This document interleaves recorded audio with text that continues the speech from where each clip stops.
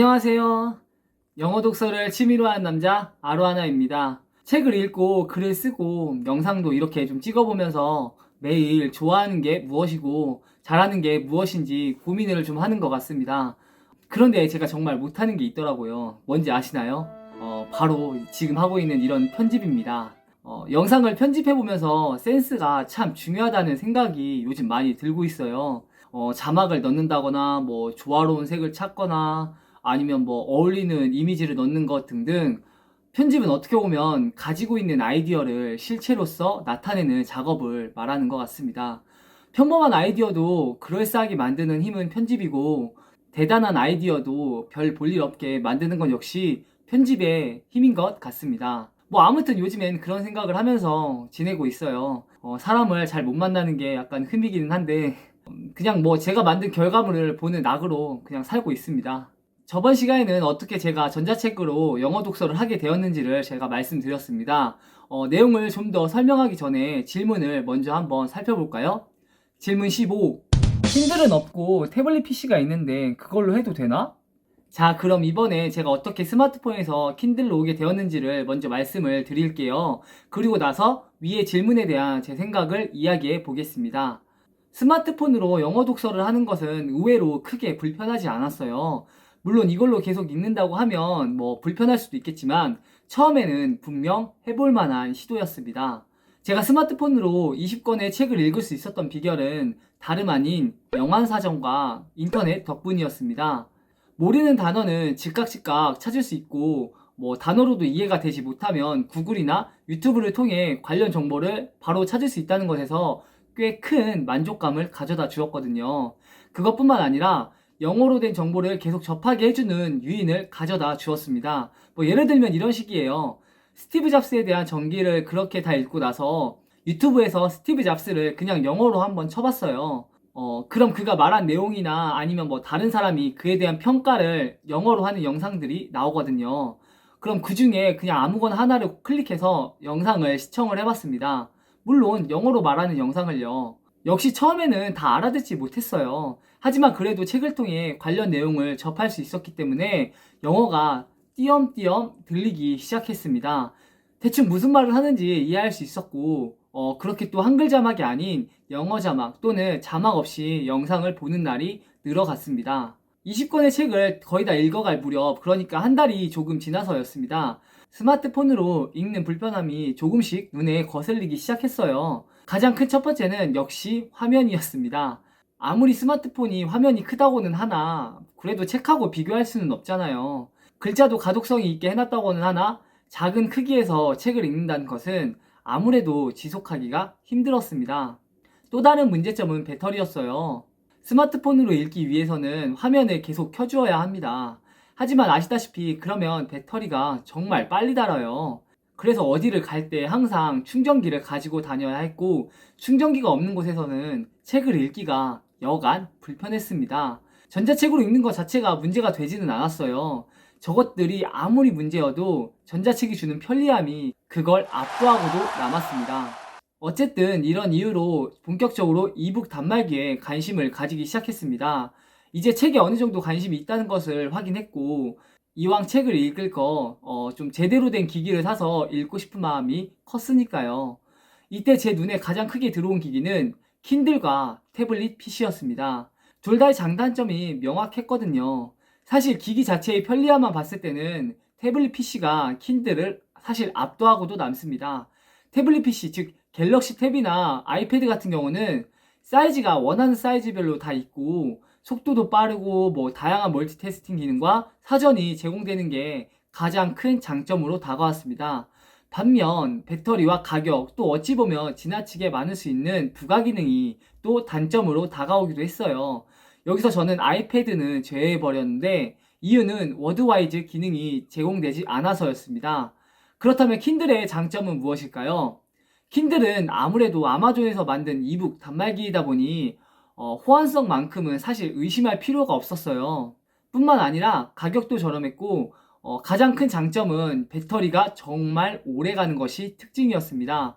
한 번 충전하면 보통은 2주가 간다고 하니 이건 뭐 충전기에 대한 걱정은 전혀 안 해도 될 정도였으니까요. 또한 구매 후기를 봐도 이북 용도로는 꽤 괜찮다는 평이 많았습니다. 그냥 이것저것 할 거 없이 책만 읽을 목적이라면 킨들이 제일 낫다는 평이 많았거든요. 그에 비해 단점은 화면이 생각보다 크지 않다는 점이 함정이었어요. 스마트폰 화면이 작아서 전자책 단말기를 구입하려는 건데 킨들은 그거보다 조금 더 큰 사이즈에 불과하고 보통 책 크기 정도의 사이즈는 아니었거든요. 한번 비교해 보시겠어요? 제가 보여드릴게요. 이게 킨들이고 이게 제가 과거에 사용했었던 갤럭시 7입니다. 둘 다의 크기가 지금 보이시죠? 지금 킨들이 얼마 그렇게 크지가 않죠. 그래서 갤럭시 7이고 예. 아무튼 이렇습니다. 이런 크기가 저에게는 좀 더 스트레스로 다가왔습니다. 책과 비슷한 크기의 단말기를 구입하고 싶은데 킨들은 그게 아니니까요. 뭐 이러저러한 부가 기능이 없는 것은 좋았어요. 인터넷이 느리다는데 뭐 어차피 킨들로 인터넷을 할 것도 아니었고 처음부터 킨들과 스마트폰을 들고 다닐 예정이었거든요. 아 그리고 단점을 한 가지 더 얘기하자면 바로 한영사전이 제공되지 않는 거예요.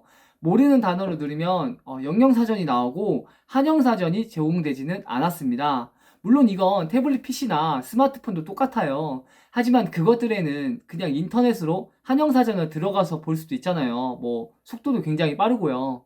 하지만 킨들은 제가 따로 스마트폰으로 영어를 막 이렇게 일일이 쳐서 한영사전을 찾아야 하는 불편함이 있었습니다. 20권의 책을 읽으면서 뭐 워드와이즈 기능을 통해 영영사전을 추리하는 것이 뭐 늘기는 했지만 그래도 영영사전을 보는 것이 여전히 부담스럽기는 했습니다. 뭐 이러저러한 이유들로 제 관심사는 태블릿 PC, 즉 갤럭시 탭으로 거의 기울였어요. 가격이 조금 비싸긴 하지만 뭐 그래도 못 살 정도는 아니었고 한영사전도 바로 검색 가능하고 또 사놓게 되면 다양한 용도로 쓸 수 있을 것 같은 마음이 좀 더 컸습니다. 그러다 문득 과거에 한 가지 사건이 떠오르더라고요. 뭐 그 얘기까지 하자면 너무 길어서 간단히 그냥 정리하자면 결국엔 목적에 맞는 기기를 사야 목적에 맞게 사용된다는 뭐 그런 내용입니다. 태블릿 PC의 목적이 저에게 물론 독서의 목적이겠지만 애초에 이 기기의 목적은 전자책 단말기는 아니잖아요. 태블릿 PC에서 킨들, 즉 영어 독서는 하나의 부가 기능에 불과합니다. 반면 킨들은 그 자체가 말 그대로 전자책 단말기가 목적인 상품이에요. 태블릿 PC는 제가 영어 독서를 하지 않아도 다양하게 쓸 수 있지만 킨들은 제가 영어 독서를 하지 않으면 거의 뭐 무용지물이나 다름없는 제품입니다. 반면에 영어 독서만을 목적으로 한다면 킨들이 최고의 상품이 될 수도 있는 거예요. 가격도 저렴하지, 뭐 배터리도 엄청 길지, 즉 제가 영어 독서에만 집중할 수 있을 것 같다는 생각이 들었습니다. 물론 화면이 조금 작은 것과 영영사전만 제공되는 게 정말 좀 아쉽기는 했어요. 하지만 그래도 극복할 수 있지 않을까라는 생각이 좀 들기도 했습니다. 분명 밝기 부분에서도 태블릿 PC보단 덜 피로감을 느낄 것 같았고, 뭐 이참에 영영사전도 좀 적응해보자 라는 호기도 부리게 되었습니다. 뭐 정 안되면 한영사전을 통해 보면 되지라는 생각도 있었어요. 스마트폰은 어차피 제 손에 붙어 있을 건데 그러면 뭐 얼마든지 이용할 수도 있는 거잖아요. 스마트폰으로 기분 좋은 음악을 들으면서 킨들을 읽는 모습을 상상해 보니 왠지 좀 그럴싸해 보였습니다. 그렇게 해서 결국엔 킨들로 마음을 바꿨고 그 첫 책이 바로 저번 시간에도 이야기한 린인이었습니다. 킨들로 영어 독서를 한 첫 느낌은 어땠을까요? 화면이 작은 건 여전히 솔직히 좀 아쉽긴 했었지만 와 이건 그냥 종이책을 읽는 느낌이었어요. 질감과 스크린에 표시되는 영어가 결코 스마트폰에서 읽는 그런 느낌이 나지 않았습니다. 이래서 사람들이 킨들 하는구나 라는 생각을 가지게 되었어요. 그리고 제일 편했던 건 역시 배터리였습니다. 뭐 아무리 읽어도 배터리가 줄을 기미가 안 보이더라고요. 킨들을 뭐 컴퓨터 마냥 8, 9시간씩 키는 게 아니고 책을 읽을 목적으로만 키게 되니까 자연스럽게 목적대로 가게 되었습니다. 영영사전도 사실 맞아요. 뭐 처음에는 되게 어색했어요. 단어가 모르면 킨들의 영영사전을 보면서 한영사전으로 가는 게 많았습니다. 그런데 이게 저에게 또 한 번의 기회로 다가오더라고요.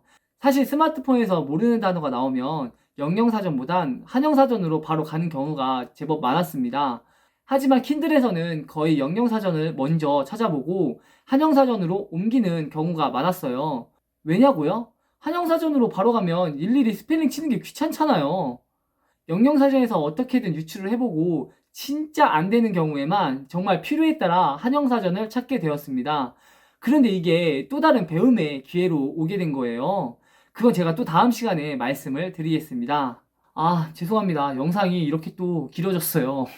아직 질문에 대한 대답도 다 못한 것 같은데 제가 다음 시간에 이 질문에 대한 생각을 이어서 마저 하겠습니다.